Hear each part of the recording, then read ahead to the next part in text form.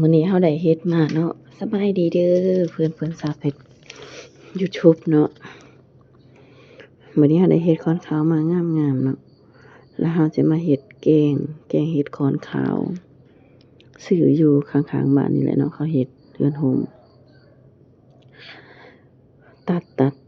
ตีนมันออกแล้วเราก็สิมาแกง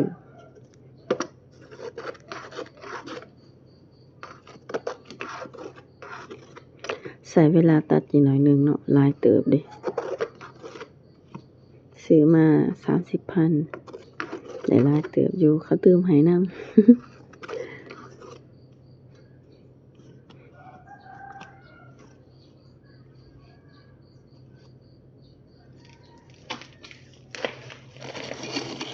เฮ็ดค้อนขาวแล้วก็มาตำเนาะแซ่บเด้อเฮ็ดค้อนขาว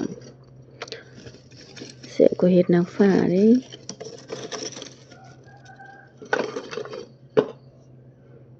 ตำมันสิมียะนางแหน่เนาะตำใส่แกงใส่ยะนางหน่อยนึงให้มันมีสีสันแล้วเอาใส่หม้อบัดนี้จะแกงใส่หม้อไฟฟ้าเด้อหม้อแดงนี่เพราะว่าบ่ได้ติดไฟเนาะ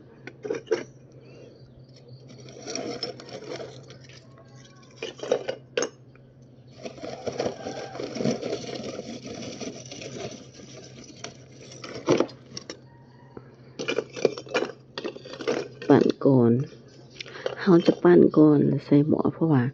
น้ำเฮ็ดมันออกหลายเนาะเฮาจะปั่นแล้วเฮาก็เอาใส่หม้อเพื่อบ่ให้มันมีน้ำหลาย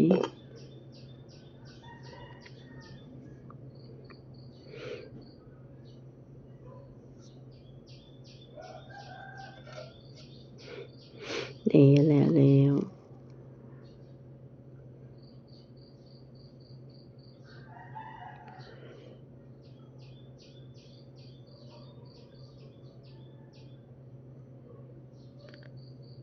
หลังจากนั้นมาเฮามาตักเครื่อง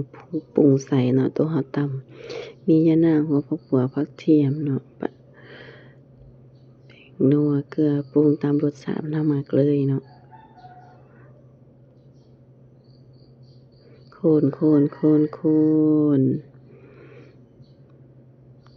หลังจากนั้นใส่ผักติ๋วผักกะแยงเนาะมันก็สิหอมๆขึ้นมาบัดนี้มันก็พดจักหน่อยมันก็สุกเดี๋ยวก็ได้กินแล้วแซ่บเฮ็ดค้อนขาวนี่เกียมจัดเสิร์ฟนะต้นตุ้ยๆแซ่บกินนำกันเด้อ